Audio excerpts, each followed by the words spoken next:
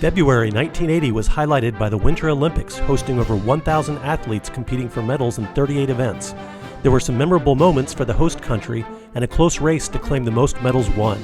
On the college football front, coaches didn't have much time to rest, with many top high school recruits signing letters of intent this month. News from Major League Baseball, the NBA, and more in the February 1980 edition of Back in Time Sports. The Winter Olympics opened in Lake Placid, New York on February 13th, and when it closed 11 days later, medals in 38 sports were awarded.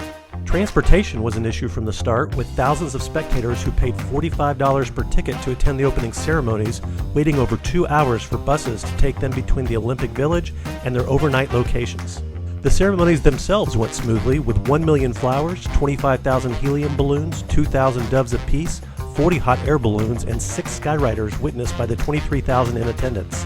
21-year-old figure skater Scott Hamilton was elected by the U.S. team to carry the flag in front of the delegation, and Vice President Walter Mondale declared the games open. The 7th-ranked U.S. hockey team had already gotten off to a good start before the opening ceremonies, with a 2-2 tie against 3rd-ranked Sweden, the tying goal coming in the last minute of play. The U.S. team would then win the next 4 decisively to make the final round. In what broadcaster Al Michaels deemed a miracle, the U.S. then upset the heavily favored and number 1 ranked Soviet Union 4-3 and scored a final 4-2 win over number 5 Finland to secure the gold medal. In individual competition, the star of the games was Eric Heiden, who swept gold medals in all 5 speed skating events. Heavily favored in the shorter sprints, Heiden set a world record in the final and longest event, the 10,000 meters. Eric's sister, Beth, also won a bronze medal in the 3,000-meter race, despite battling an Achilles tendon injury during the games. Bobsledder Willie Davenport was competing to be only the 2nd athlete to win medals in both the Summer and Winter Olympics. In the 110-meter hurdles, Davenport won a gold medal in 1968 and a bronze in 1976. This year he was competing in the 4-man bobsled race. However, the team ended the event outside of medal position in 12th place.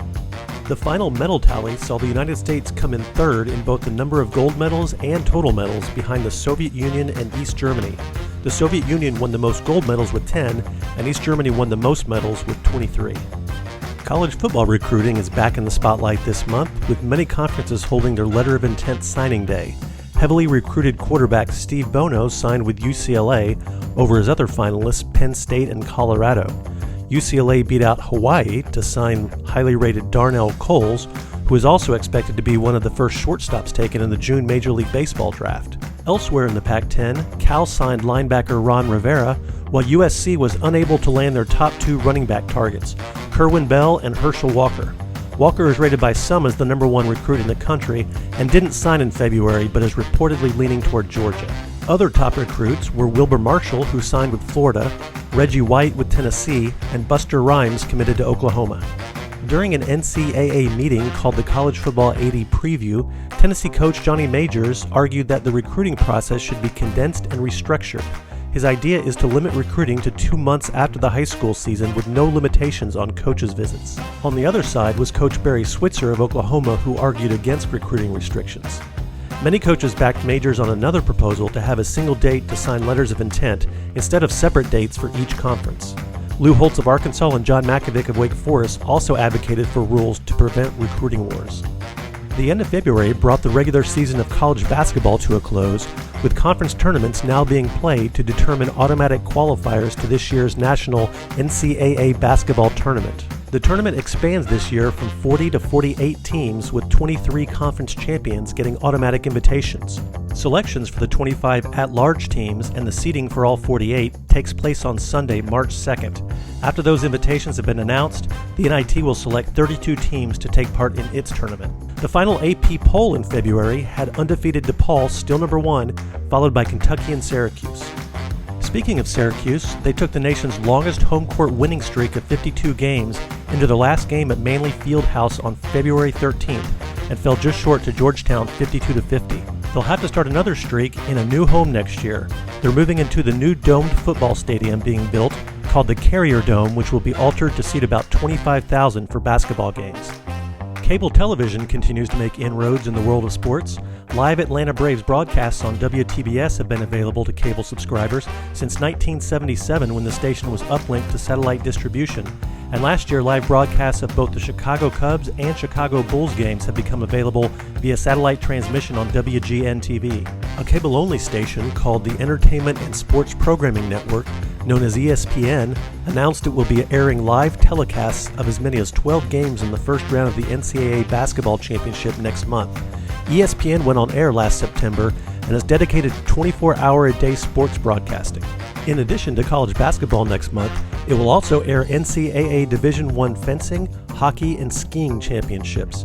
Also to be broadcast are conference championships in the Big 8, Big 10, and SEC in track and field, swimming, gymnastics, and wrestling.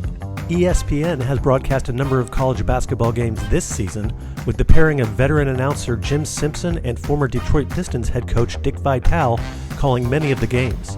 The NFL Draft will also be broadcast live for the first time on ESPN in April. Preparations for spring training in Major League Baseball are still in high gear, despite the lack of progress between the league and the players in a new bargaining agreement. The owners want a minimum and maximum salary scale for players with less than 6 years service. The players want free agency to start after 4 years instead of 6. The owners want compensation if a team loses a star player in free agency. The players say that will erode free agent offers. The owners are confident the season will start on schedule even without a new deal, but the players say a strike is on the table if an agreement can't be made. Last year's National League Cy Young Award winner Bruce Sutter won an arbitration ruling against the Chicago Cubs and will earn $700,000 this year, twice as much as the offer from the team. 3 Detroit Tigers players also won arbitration cases, with Alan Trammell and Lou Whitaker each earning $130,000 this year, and Steve Kemp making $210,000. Keith Hernandez and the St. Louis Cardinals avoided arbitration, with Hernandez signing a 5-year contract for an estimated $3.8 million. The Oakland A's have hired Billy Martin as manager to revitalize the struggling franchise. Last year, the A's lost 108 games, a far cry from their 3 straight World Series victories in the early 70s. The volatile Martin is well known for quickly turning bad teams into good ones, but also for inevitably being fired amid team dysfunction. The A's did give Martin some help this year by agreeing to terms with Rickey Henderson, who tied for 7th in stolen bases in the American League as a rookie last year, while playing in just over half the team's games. A new 3-year deal between NBA league owners and the Players Association was agreed to in February. Major changes include raising the minimum salary to $40,000 over the next several years, expanding rosters from 11 to 12 beginning next year, and eliminating no-trade clauses from player contracts beginning with the 1981-82 season. The players also agreed to drop their lawsuit requesting a share of cable television revenue. Players Association President Paul Silas indicated that form of revenue would be an important part of negotiations for the next deal. Nick Milletti, the majority owner of the Cleveland Cavaliers, has announced he will sell his 20% stake in the team for $1.4 million. Milletti led the group that purchased the rights for Cleveland to enter the league as an expansion team in 1970. Houston Rockets forward Rick Barry set the single-game record for 3-point field goals made twice in the same week. Against the Nets on the 6th, Barry hit on 7 of 10 attempts, and on the 9th he was 8 of 12 against Utah. The trade deadline passed in February, with several transactions taking place between teams in the playoff race and those in contention. One trade of note was the Denver Nuggets trading the veteran George McGinnis to the Indiana Pacers for a first-round pick in this year's draft and the younger but promising prospect Alex English. The Oakland Raiders' potential move to Los Angeles remains in legal limbo, as a temporary restraining order is prohibiting the team from signing a contract with the Los Angeles Coliseum. The cost of the move also got more expensive as longtime tenants USC and UCLA want new seats to offset the loss of about 12,000 that will be removed to make room for 99 luxury box suites, a key element in the Raiders agreeing to a lease. In other NFL news, Ed Garvey, the head of the NFL Players Association, says that any future contract with NFL owners will be tied to television revenue. The last contract was agreed to before the league signed a lucrative TV pact that provides $5 million annually to each team. Garvey argues that with so much guaranteed revenue, there's no economic incentive for owners to sign free agents. The NFL Hall of Fame announced 4 new members this month. Herb Adderley, Jim Otto, Bob Lilly, and Deacon Jones were the new additions. Since the Hall opened in 1963, only 54 players have been inducted. In the random sports section, boxing news is up first, as Muhammad Ali is contemplating a return to the ring. The currently retired 38-year-old Ali, whose last fight was a win over Leon Spinks in September of 1978, says he is 75% sure he is going to make a comeback, with his plan to first face John Tate and then Larry Holmes. Tate, promoted by Bob Arum, is the WBA heavyweight champion, while Holmes, promoted by Don King, is the WBC heavyweight champion. King has indicated that an Ali-Holmes fight would not happen until after a fight to unify the belts. King and Arum are also offering competing contracts for a fight between Roberto Duran and current WBC welterweight champion Sugar Ray Leonard. Arum made an offer for $1 million to Duran, and King has offered Sugar Ray Leonard $2.5 million, by far the largest ever for a welterweight champion. The first event on the newly announced PGA Senior Tour will be held at the Atlantic City Country Club in June. It will be 3 rounds with at least 5 more events planned this year. Players of at least 50 years of age are eligible. The Hartford Whalers of the NHL played their first game in 2 years at the newly reopened Hartford Civic Center, beating the Los Angeles Kings 7-3. In January of 1978, about 6 hours after 4,700 spectators watched a University of Connecticut basketball game, the roof collapsed on 10,000 empty seats. Miraculously, no one was in the building and no one was injured. That's all for February 1980. Looking ahead to next month, the NCAA Division I basketball tournament will crown a champion. The NBA and NHL regular seasons wrap up with playoff seeding on the line. Spring training starts for Major League Baseball. A tennis rivalry heats up, and much, much more on the March 1980 edition of Back in Time Sports.